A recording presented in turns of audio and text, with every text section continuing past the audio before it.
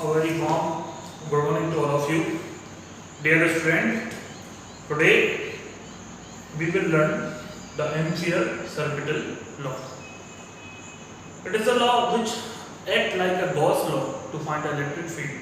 It is same because in the Gauss law we have find the electric field very fast, very quick.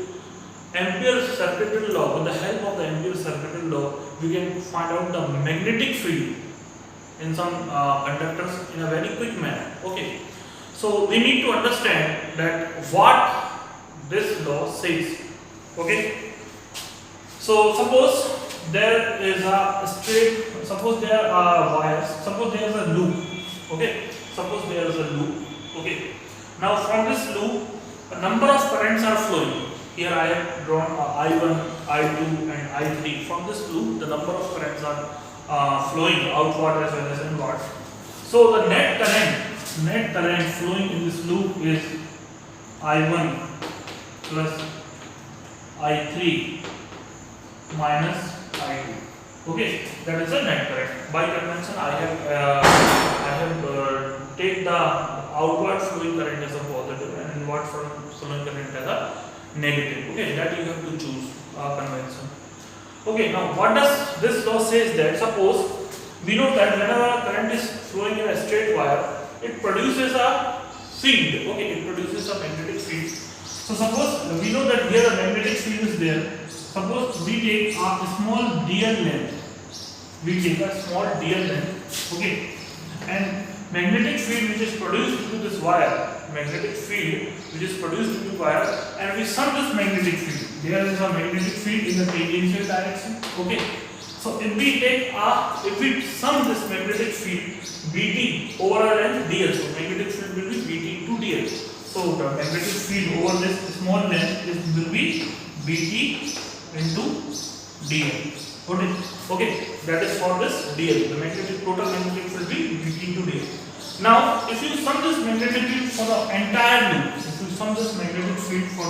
loop, assuming that this loop consists of a dl length element, okay, this loop consists of the dl and dl length element, okay, and if you sum this magnetic field over the entire loop, you will get the following result. Means according to the Ampere-Circuital law, if we take a line integral of the magnetic field along a loop, this is known as the line integral. If we take a line integral of magnetic field along this loop, means sum this component bt into dl. Okay, that is whenever we are going to sum anything, it forms an integral. Okay, so whenever the dl is very small, so it comes in the category of integration. So the statement is very crystal and clear. If you sum the integral along a closed loop, you will get. So that is the integral of b dl along a closed loop. Integral of b dl along a closed loop is equal to mu naught times the net current flowing through the loop. That is the statement of the Ampere-Circuital law. Means you are going to sum this magnetic field over a small length dl, and over a whole length, if you sum it, so you will get the closed loop. So the line integral of b dl over a closed loop will be mu naught into I times the current, value of current. Okay. Now this law have a very quite good application. Okay, so we will discuss one by one the application of this law. This statement is very simple. The line integral of the VDL is equal to the mu naught times the current flowing through the net current flowing through this loop. Okay, so this law holds for the symmetrical surfaces very nice. Okay, so let's suppose we have a solenoid. Let's suppose we have a solenoid. Okay, so let's suppose this is a diagram of solenoid I am drawing, in which here the magnetic field is coming outward and here the magnetic field is going inward into the board, and here it is coming out of the board. Okay, so here I am drawing this. Here the magnetic field is coming outward and here the magnetic field is going inward. So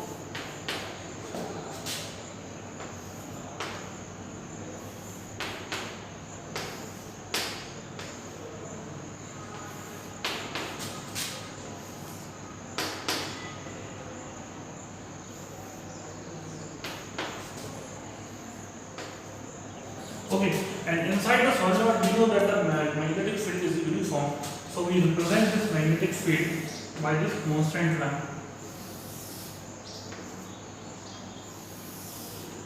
Now we place a one amperial loop. We place a one amperial loop inside this solenoid. So okay, and then we calculate the net magnetic field which is passing through this loop, which gives the value of the current which is passing through, which is flowing in this solenoid. Okay, because you know that whenever the current is going to flow in the solenoid, it produces a magnetic field. So we are calculating the reverse. We are summing up the magnetic field, and by calculating the magnetic field, we are getting the value of current. Okay. So we take a loop. The loop A B C D. Now this loop, this amperial loop has a 4 arms: AB, BC, CD, and DA. Now out of this 4 arms, this DC is out of the solenoid. So magnetic field through this DC arm will be 0. Okay. Now this arm, the DA and CD, this arm are perpendicular to the magnetic field, and we are calculating BDL. We are calculating B dot DL means BDL cos theta. BDL cos theta means here we are performing BDL cos theta. Okay, we are calculating BDL cos theta, and we know that if the angle is 90 degree, if the angle is 90 degree, then cos 90 is 0. So here the magnetic field is 0. If you calculate the magnetic field for this arm and this arm, it will be 0. Okay, why? Because we are performing the integration BDL cos theta, and cos for theta, here the theta is 90 degree. Now what about this branch? Okay, suppose the length of this branch is, this arm is L. Okay, you know that here the magnetic field are coming parallel. Here the magnetic field are coming parallel. Okay, because this arm is inside the solenoid. This arm is inside the solenoid, and here magnetic field are coming parallel to this arm. So here the cos theta will be 0, and we are getting the net magnetic field. We are getting the net sum of magnetic field due to this arm AB. Okay, so writing the Ampere's rule to calculate the magnetic field along this arm, we know that the integral of B dot dl is equal to mu naught n I. Okay, so we have to integrate this. Firstly, we have to write it BDL, integral of BDL over a whole length. So suppose here I am writing integral of BDL. So firstly we will perform A to D BDL, A to D plus T to C BDL, B dot DL plus C to B BDL plus A to B BDL. So this is the integration over the 4 arms. Now we know that over the arm DA, the integration of BDL is 0. Why 0? Because this is B dot DL, or B dot DL or BDL cos theta is 90 degree. So this for this AD, and BDL is 0. For DC, this loop is outside. For DC, this loop is outside the solenoid. For that, the BDL will be 0. Okay. Now for CB, this loop is perpendicular to the magnetic field. Therefore, the BDL is again 0. And for the AB, for this length AB, the BDL will be some BDL. The value of BDL will exist. Okay. So we can write it B dot DL. Okay, equal to mu naught I. Okay, and if we are going if you are going, so this D will come outward, and we are getting DL. We are getting DL equal to mu naught I. And suppose that solenoid have n turns, so it will be n mu naught I. Okay. Now what is the integral of that DL? The integral of that DL is L. Okay. And let suppose B integral of DL equal to, let's suppose now it is something NL into I. What is this NL? What is this NL? Okay, listen this one very carefully. N is the number of turns per unit length. माना कि सॉलिडॉइड में n turns है, कितने turns है?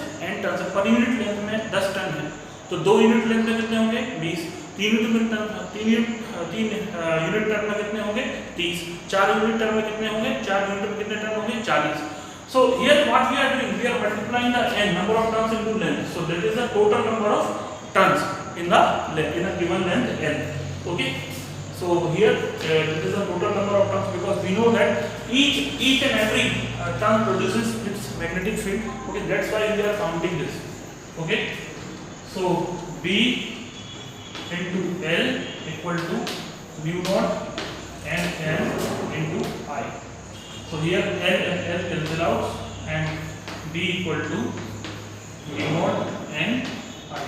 So that is the relationship for the solenoid. For solenoid, we can find the magnetic field with the help of this phenomenon. Okay. Now listen again carefully. I am summarizing this. We have a solenoid in which the magnetic field is flowing like that. Okay. Here the magnetic field will be flowing like that. Okay.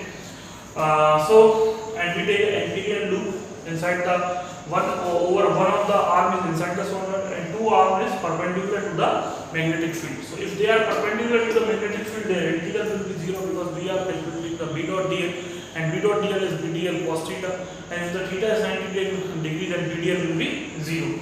Now only the arm AB gives the value of the BDL. So we have calculated it, only the arm AB, and all these terms will be 0. All these terms will be 0. All these terms are 0. Okay, only we have to, this will give a result. So now we are writing B. B is a constant which comes outward, and DL. Now let's suppose we are considering that there are n number of turns per unit length. In solenoid there are n number of turns per unit length. So total number of turns in a length L is NL. Total number of turns in the given length L is NL. Okay. So mu naught into NL into I. So here the integral of this DL will be L, because the length of this arm is AD is L, so it will be BL. So BL equal to mu naught NI, or B equal to mu naught NI. That is the standard result. Okay.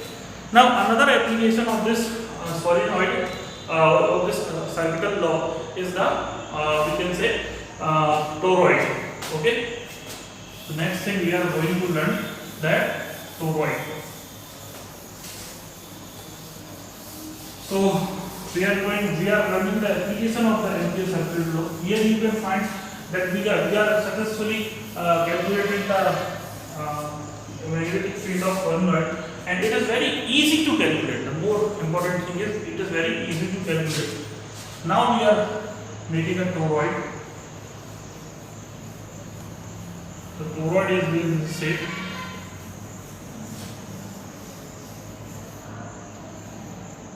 And here the current enters. Okay, the diagram is not perfect, but I can have this diagram first.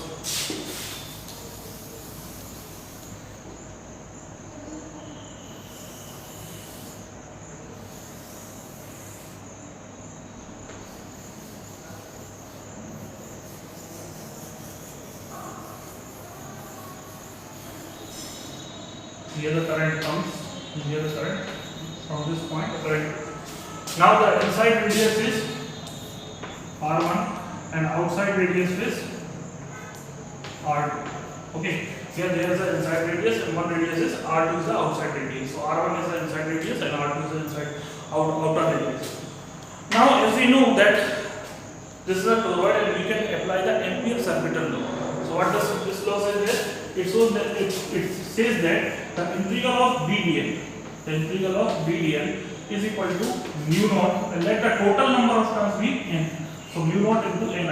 N is nothing but the NL. Okay. So let the total number of turns is n.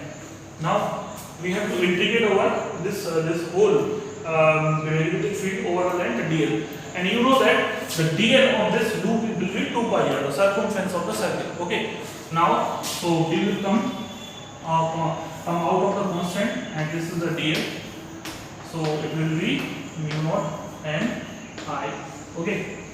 Now dl will be 2 pi r. For this, the dl will be circumference of the circle. So p will be d into 2 pi r is equal to mu naught n I, or b equal to mu naught n I divided by 2 pi r. So that is the result that we have found it. Now we can substitute the value of r1 here. So it will be, for inner radius, the b will be b equal to mu naught n I upon 2 pi r1, and b1, that is b2 will be mu naught n I upon 2 pi r2. So students, we have learned the application of the Ampere's orbital law, that is how to apply the Ampere's orbital law in the solenoid, and how to apply the Ampere's orbital law in the toroid.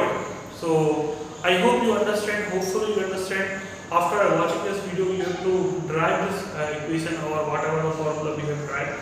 Okay, then only you can understand. Okay.